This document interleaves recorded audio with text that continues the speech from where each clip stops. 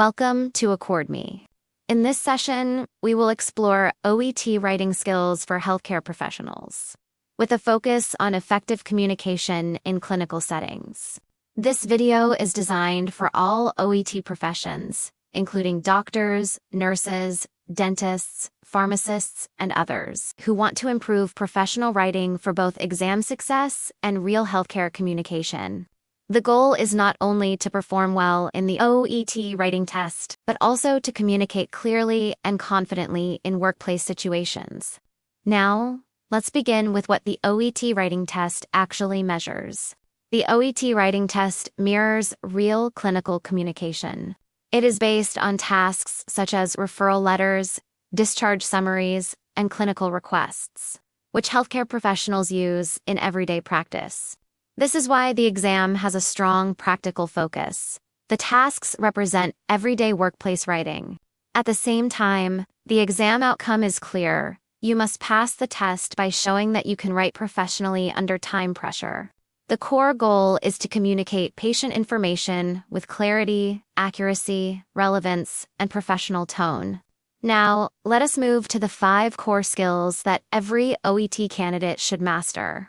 Together, these skills create a structured approach to writing letters that are clear, concise, accurate, and professionally appropriate for clinical communication. The first essential skill is making clear and polite requests. Clarity saves time, especially because healthcare professionals often scan letters quickly before deciding what action is required. Your request should be prominent and placed early enough for the reader to notice immediately. Use polite and natural phrasing such as, "Please review the patient's medication," or "Kindly assess further management options." Avoid mixing multiple ideas into one long sentence. A request should remain direct and easy to identify. The second skill is summarizing information effectively. Effective summaries include only relevant clinical facts. Not every note from the case history needs to appear in the letter. When summarizing, prioritize diagnosis, current medication, allergies, and important observations. Use concise clinical phrases such as, "The patient has hypertension and diabetes." Remember, the OET word limit is usually 180 to 200 words, so select information carefully. A useful tip is to replace long explanations with short, accurate clinical statements whenever possible. The third skill is presenting a clear timeline of events. A coherent timeline helps the reader understand the sequence of care quickly. Always use correct tenses and include dates or time references. For example, admitted on the 23rd of August for chest pain.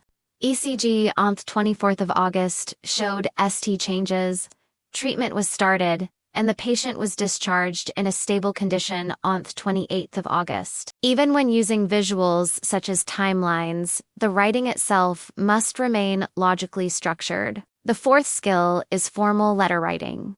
Structure and tone demonstrate professionalism. A strong OET letter usually follows this order: greeting, purpose, opening paragraph, clinical summary, request for action, and closing. Tone and language are equally important. Use formal vocabulary, avoid contractions, and maintain a professional style throughout. Accuracy also matters greatly. Always check names, dates, medication details, and spelling carefully. The final skill is creating a strong opening paragraph. The opening paragraph sets expectations for the entire letter. First, be direct.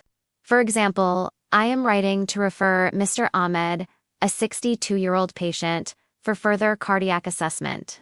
Second, include key context using a brief one-line summary.